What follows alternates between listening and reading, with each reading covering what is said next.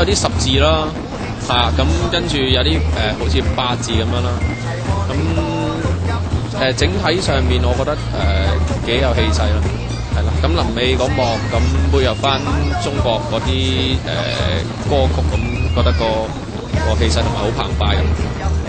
覺得佢係咁放嗰幕咧，嘭嘭聲喎，好刺激咯！後面啲人嗌喎，咁樣好有嗰種 feel 咯。